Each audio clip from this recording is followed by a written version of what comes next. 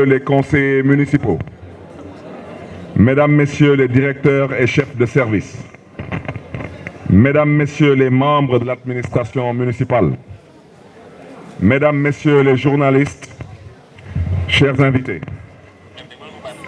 le 23 janvier dernier,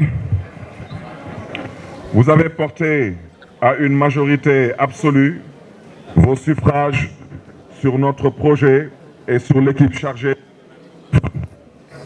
Votre confiance nous oblige parce qu'elle est pour nous la plus haute des exigences. Elle nous engage à mettre en œuvre notre programme, à vous rendre compte des réalisations et à partager avec vous les grandes orientations de la politique municipale. Voilà pourquoi, en prenant fonction le 17 janvier 2022, nous nous étions engagés à mettre en œuvre une gouvernance inclusive qui intègre le citoyen dans les politiques de la ville. Nous l'avons fait par action parce que la démocratie, c'est la permanence du dialogue entre les élus et leurs mandants. Nous l'avons fait pour faire droit à l'obligation de reddition des comptes et à l'exigence légitime des citoyens d'être associés à la gestion des affaires publiques. L'exercice de ce jour nous donne l'occasion de garder ce lien de confiance et de faire sens à ce dialogue permanent que nous voulons instaurer avec les Dakaroises et les Dakarois. Dakarois, Dakarois, d'évidence, notre pays traverse une crise globale avec des signes cliniques manifestes tels que la famine dans certaines zones, la hausse galopante des prix des denrées de première nécessité et de grande consommation, l'érosion du pouvoir d'achat des ménages, la décomposition avancée des secteurs de production, de distribution et des services, avec un risque élevé d'effet domino sur les emplois dans ces secteurs, l'affaiblissement des services publics, notamment de la santé et de l'éducation, le chômage endémique, la négative, et j'en passe. Ces fractures ouvertes qui accablent notre pays auraient incliné tout gouvernement sérieux à retrouver le sens des priorités pour trouver des solutions aux difficiles conditions de vie des populations.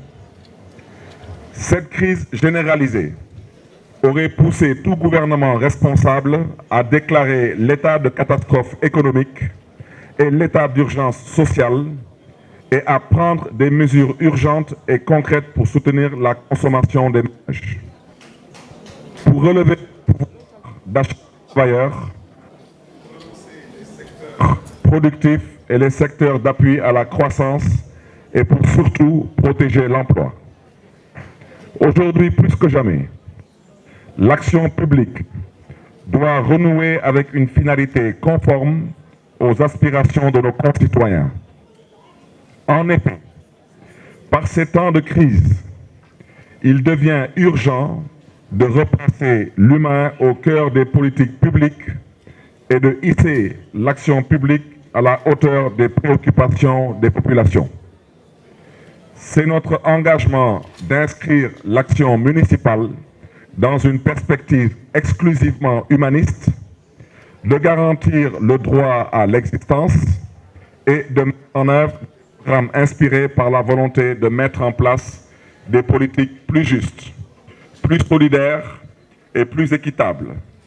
Le tout dans le cadre et dans la limite de nos compétences.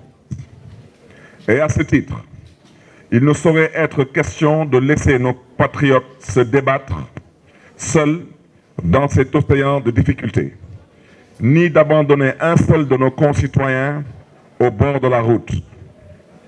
Bien au contraire, l'humain est et reste au cœur de notre projet. C'est pour cette raison que le conseil municipal de la ville de Dakar a décidé d'engager de nouvelles dynamiques sociales pour faire de Dakar une ville qui progresse chaque jour dans la solidarité avec ses habitants, notamment les plus démunis. C'est le sens de la journée de solidarité municipale que le conseil municipal de la ville de Dakar va organiser le jeudi 12 mai 2022. Journée au cours de laquelle 1 milliard de francs CFA seront mobilisés et mis à la disposition des Dakaroises et des Dakarois, jeunes et moins jeunes.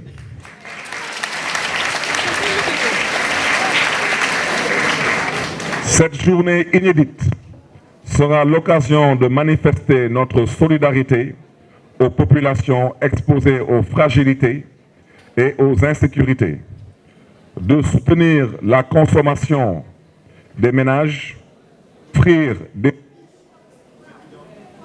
de financer les projets des PAM et des jeunes auto-entrepreneurs, d'aider les personnes malades à faire face à leurs dépenses de santé, de doter les personnes vivant avec un handicap de fauteuils roulants, d'appuyer en denrées, produits et matériels les structures d'accueil des enfants.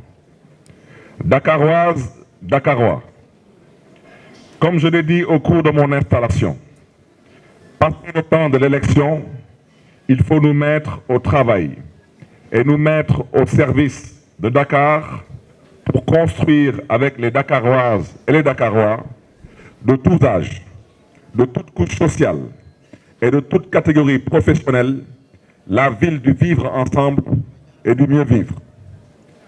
Au service de Dakar, il n'y a pas de camp.